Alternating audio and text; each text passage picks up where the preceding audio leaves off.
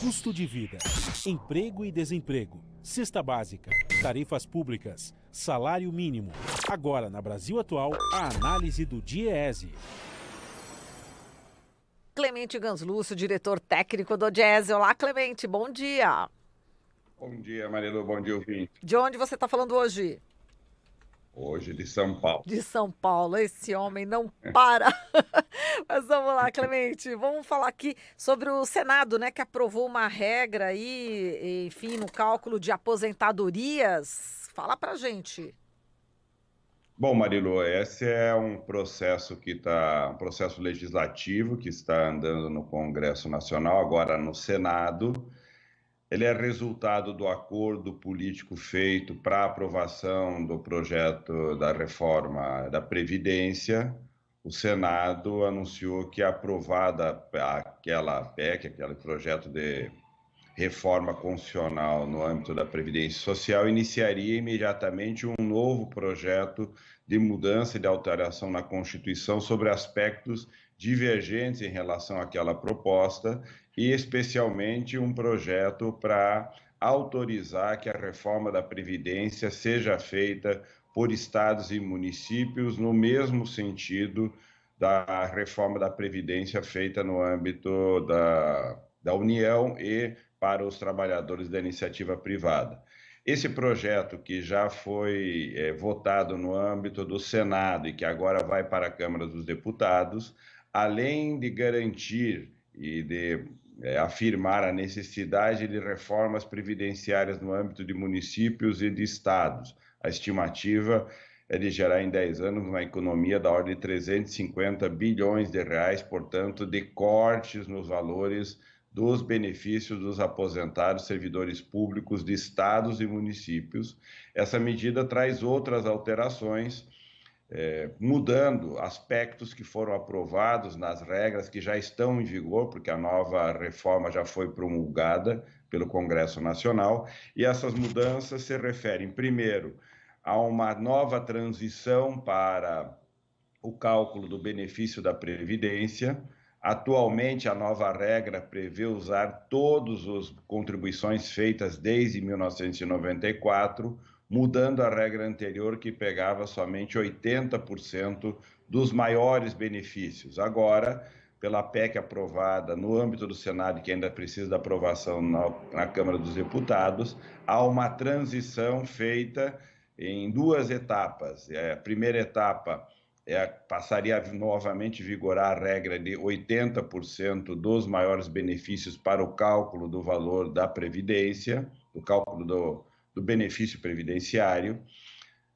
Depois, a partir de 2022, usar o critério de 90% e depois, a partir de 2025, usar novamente o cálculo de 100% das contribuições feitas para o cálculo do benefício. Portanto, teríamos uma etapa que começaria agora e que terminaria em 2025, e essa nova regra só estaria em pleno vigor em 2025, fazendo, portanto, uma etapa de transição, atingindo aí milhares de trabalhadores que se aposentarão entre agora e 2025. Há também uma mudança importante no que se refere à idade.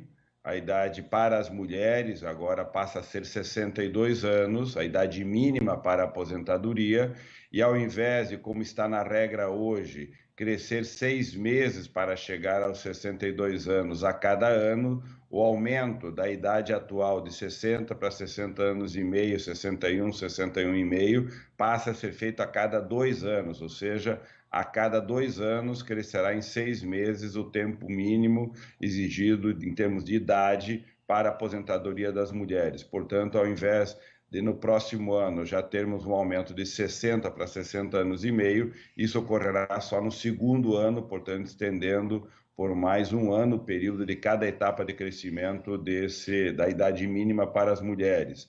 Um outro elemento importante é que há uma distinção na atual regra aprovada no Congresso, dizendo que aqueles que entram no mercado de trabalho, se foram homens, se aposentarão com no mínimo 20 anos de contribuição, 65 anos de idade, 20 anos de contribuição no mínimo. e as mulheres 62 anos e 15 anos no mínimo de contribuição. A PEC agora aprovada no Senado e que ainda vai para a Câmara, propõe novamente trazer uma equiparação, também conferindo aos homens 15 anos de contribuição no mínimo para se aposentar, portanto, corrigindo uma grave distorção que criava uma diferenciação, uma desigualdade entre homens e mulheres, aí contra os homens, exigindo para eles 5 anos a mais de contribuição do que para as mulheres.